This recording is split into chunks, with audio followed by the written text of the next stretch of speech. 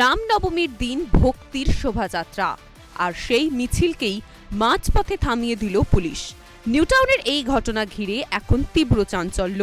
প্রশ্ন উঠছে, এটা কি আইন শৃঙ্খলার প্রয়োজনে নেওয়া সিদ্ধান্ত, নাকি হিন্দুদের আস্থার ওপর অযথা হস্তক্ষেপ? সূত্রের খবর, নিউটাউনে রামনবমী উপলক্ষে একটি শোভাযাত্রা বের হয়, যেখানে বহু মানুষ ভক্তি ভরে অংশগ্রহণ করেন। কিন্তু সেই মিছিলকেই এগোতে বাধা দেয় পুলিশ প্রশাসন। প্রশাসনের দাবি, আইন শৃঙ্খলা বজায় রাখার স্বার্থেই এই সিদ্ধান্ত নেওয়া হয়েছে। কিন্তু আয়োজকদের বক্তব্য সম্পূর্ণ ভিন্ন। তাদের দাবি, সমস্ত প্রয়োজনীয় অনুমতি নিয়েই এই শোভাযাত্রা আয়োজন করা হয়েছিল। তা সত্ত্বেও কেন এই বাধা? সেই প্রশ্নেই এখন উত্তাল এলাকা।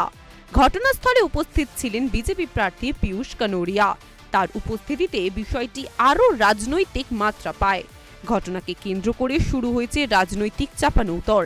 বিরোধীদের অভিযোগ, এটি কোনো বিচ্ছিন্ন ঘটনা নয়, বরং বারবার ধর্মীয় কর্মসূচিতে প্রশাসনিক হস্তক্ষেপের একটি ধারাবাহিকতা।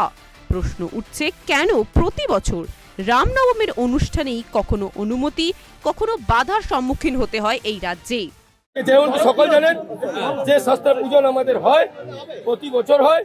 আমার র্যালিতে জীবনে আজ পর্যন্ত 15 বছর হয়ে গেল, কোনোদিন আমরা কোনো শাস্ত্র ব্যবহার করিনি।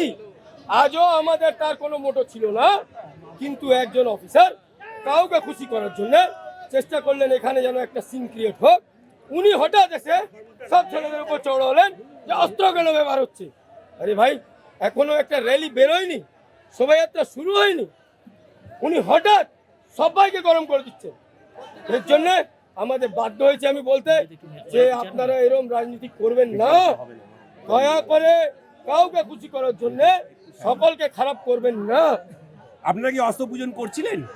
অস্ত্র পূজন সবসময় মন্দিরের ভিতরে হয়, কিন্তু তার জন্য গাড়িতে একটা ছোট অস্ত্র থাকতেই পারে যেটাকে পুজোতে নিয়ে যাবে।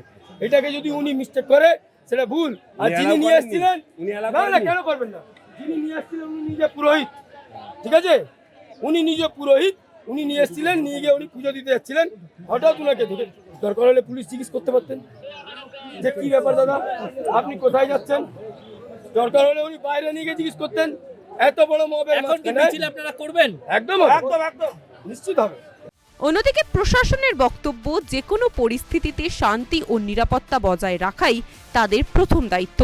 তারা বলছে, পরিস্থিতি বিবেচনা করেই এই সিদ্ধান্ত নেওয়া হয়েছে। সব মিলিয়ে নিউটাউনের এই ঘটনায় আবারও সামনে এলো বড় এক বিতর্ক।